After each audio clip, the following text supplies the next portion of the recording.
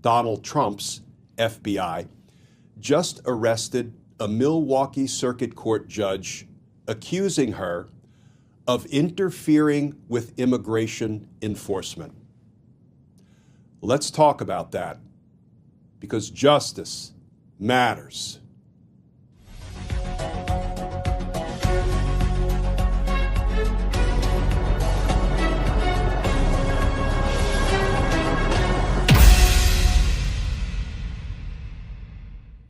Hey all, Glenn Kirshner here. So friends, today we're going to start with the new reporting about an extraordinarily troubling development. And I say it's an extraordinarily troubling development because either a judge committed federal felony crimes or this is an unjustified arrest of a judge and a further indication of the rampant lawlessness of the Trump administration. This thing is either one or the other. So we're going to turn right to the new reporting. This from the Washington Post. Headline: Wisconsin judge arrested by FBI, charged with obstructing immigrant arrest. And that article begins, federal prosecutors have charged a Milwaukee judge with obstructing an immigration arrest operation, the first known instance of the Justice Department pursuing a criminal case against a local official for allegedly interfering with immigration enforcement since President Donald Trump returned to office. FBI Director Kash Patel announced the arrest of Milwaukee County Circuit Judge Hannah Dugan in a post on the social media platform X, which he deleted moments after posting. Patel accused Dugan of intentionally misdirecting federal agents who arrived at the courthouse to detain an immigrant who was set to appear before her in an unrelated proceeding. And this now deleted post from Patel, quote, "Thankfully, our agents chased down the perp on foot, and he's been in custody since," Patel wrote, "but the judge's obstruction created increased danger to the public." The FBI declined to comment on why Patel had deleted his post announcing Dugan's arrest. At a brief appearance in federal court in Milwaukee on Friday, prosecutors said Dugan has been charged with counts of obstruction and concealing a person from arrest, the most serious of which are punishable by up to 5 years in prison. Quote, "Ms. Dugan wholeheartedly regrets and protests her arrest," her attorney told Magistrate Judge Stephen Dries. Quote, "It was not made in the interest of public safety, and we ask that the court allow her release." Judge Dries released Dugan from custody to await future court proceedings. According to reporting by the Milwaukee Journal-Sentinel, ICE agents arrived in Dugan's courtroom last Friday during a pretrial hearing for Eduardo Flores Ruiz, a 30-year-old Mexican national who is facing misdemeanor battery charges in Wisconsin. Judge Dugan asked the agents to leave and speak to the circuit court's chief judge, the Journal-Sentinel reported. By the time they returned, Flores Ruiz had left. Quote, "We believe Judge Dugan intentionally misdirected federal agents away from the subject to be arrested in her courthouse," Eduardo Flores Ruiz, allowing the subject, an illegal alien, to evade arrest, Patel wrote in his post. Judges in some jurisdictions across the country have criticized ICE's efforts to locate and detain migrants at courthouses. They say those efforts have made migrants unwilling to show up as victims or witnesses in unrelated hearings because they're afraid they might face arrest. Okay, friends, let's tackle 3 main takeaways. 1, it is horrifically poor judgment for FBI Director Kash Patel to announce on social media the arrest of a judge only to have to take his own post down. Something seem a little fishy there, friends? 2, what Kash Patel posted and took down was Quote, "We believe Judge Dugan intentionally misdirected federal agents away from the subject to be arrested in her courthouse." We believe? Well, let me tell you, sport, you better have something more than your belief that the judge committed a crime.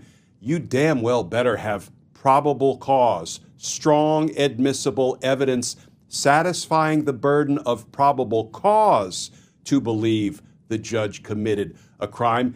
And you sure better have had an arrest warrant before you locked up a judge, and not just your belief such that you made a probable cause arrest without an arrest warrant.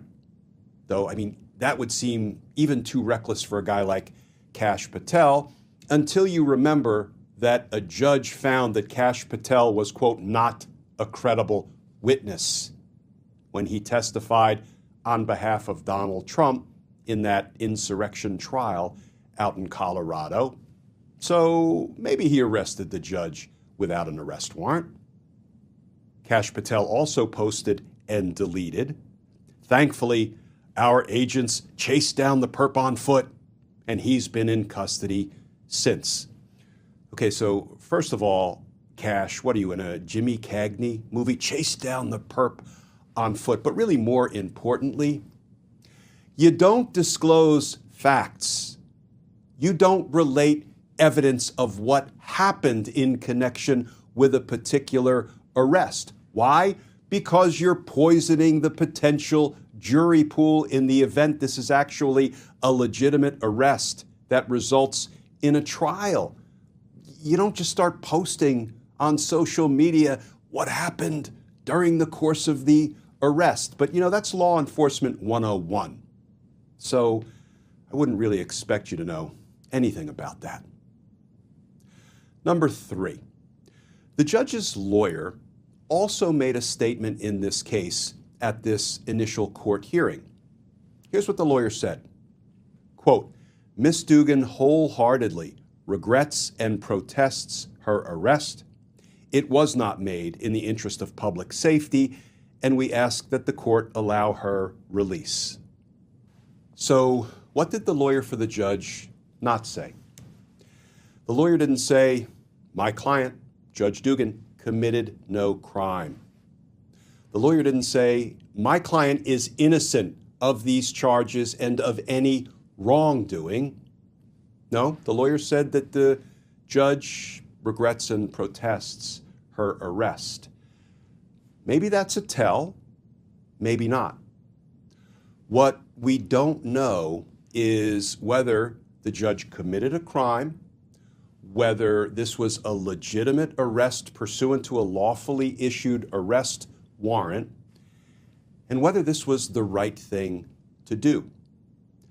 We don't know if this is more of the Trump administration's lawlessness, unconstitutionality, abuse of office, abuse of power, overreach, trampling on states' rights, etc., because we know that judges from coast to coast, including Republican-appointed judges, have been finding one after another that Donald Trump and his administration is engaged in likely unconstitutional conduct and unlawful conduct.